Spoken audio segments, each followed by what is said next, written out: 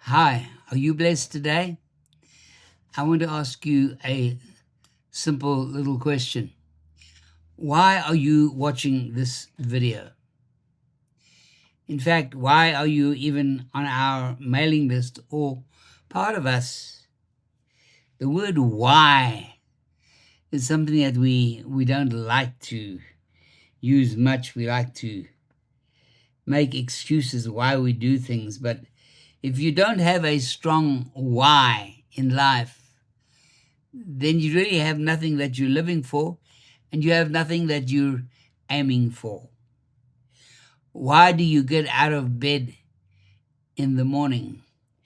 Why do you face each day? What is your main life purpose? Now, I just gave you a message I preached a long time ago on identifying God's purpose for your life. And I want to remain on this theme now to help you to understand your why. Now, if you don't know yet what your why is, then that's part of why we're here. We're here to help you to identify your why. And I suppose for every believer, the most important why of all is the call of God on your life. God has a very special purpose for you and for you alone. A lot of the time, we see what he does with others and how he uses them, and we perhaps even envy them.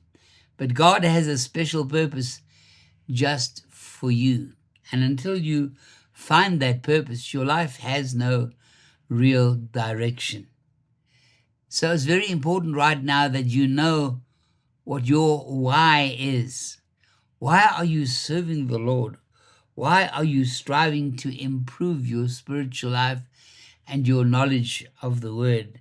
Why are you trying to learn better how to carry out a specific ministry? Until you can answer that question clearly, everything that you do is pointless.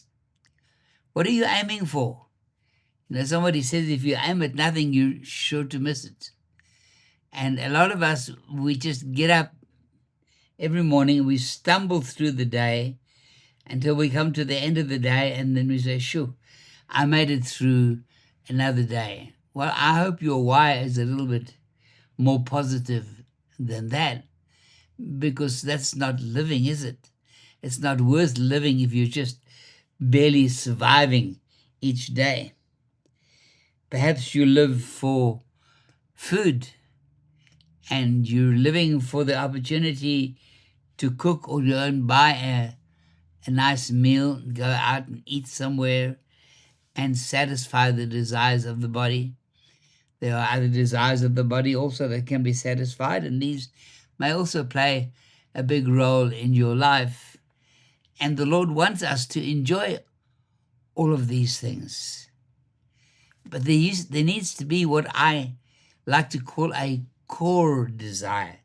We have many desires in life. We have many things that we want and desire. But there is that thing, one or two things that sit at the top of the list, where under the old fairy tale, if the fairy godmother were to offer you 3 wishes, what are the 3 things that you would wish for? First, to make it a bit more spiritual, if the Lord were to say to you, "Give me 3 things that you desire in prayer, and I will answer all of them for you," what would be top of your list? What would be your greatest desire of all in this life? If you can find that, then you're only just beginning to understand the importance of having a why. Now, I'd like you to think about it. I'd like you to examine your heart and examine your motives and your life and your experiences until now. And I'd like you to send me a few of your ideas on what you think is a good why, and what it is that gets you up in the morning, what it is that gets you to go out and do your work or your ministry or whatever it is that you have available to you? What is your strongest why?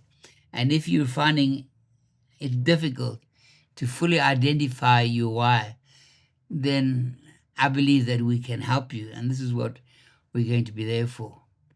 Now, I'm going to be ministering to you this way in short videos from now into the future.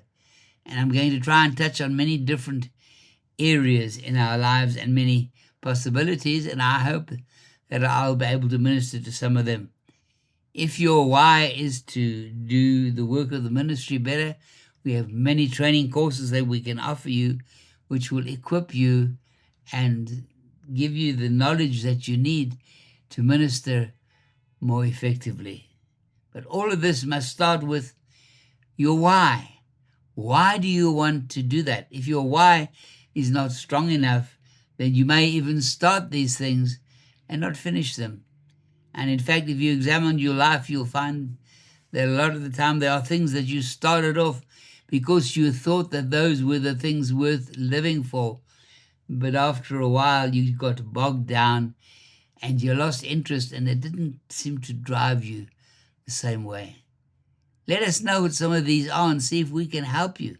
Maybe you've been through a process that we call the birth, death, and resurrection of a vision. And this happens very often when we have a brand new, exciting goal or vision or dream that we aim for. We go out with great gusto, but everything goes wrong and we crash land. And then we give up. In actual fact, sometimes God allows us or even causes us to fail in the activity, not because he doesn't want us to succeed, but because he has something greater and better for us. And if God brings you to such an experience of death, you can be assured that there is a new experience lying just ahead called the resurrection. But it must follow the same pattern as Jesus. He died and he was buried and remained in the grave for 3 days, and then he arose from the dead.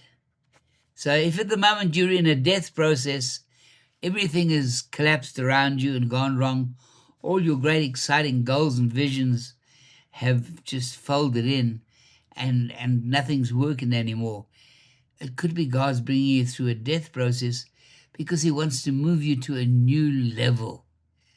The important thing right now is that you don't try to resurrect yourself and you don't try to resurrect the vision that's died. Don't try and go back and restart what has died. God has something better for you. And if you'll commit yourself fully to him and wait on him, pretty soon around the corner, you'll see suddenly a big change in your circumstances, and the resurrection of the vision will begin. And God will put you on a new path, a more brightly lit path, a wider road, an easier road than the one that you were trying to follow before. And then finally, you will come to the place where you can say, okay, now I know what my why is. And now I'm going all out for the goal to reach it. I'd like to help you get there. I'd like to help you pick up the pieces and get going again. That's what we're here for. So please feel free to contact me. You can share with me. You can send us an email. You can post on one of our groups to contact me. And I will be happy to minister with you personally and help you try to identify what God's calling is on your life, because God has a special calling for you. And when you find out what that calling is, you no longer need to struggle in the dark or wonder whether you're doing the right thing or not. You'll know you are doing exactly what he has called you to do, and you know that he's going to back you all the way, and he's going to make it succeed.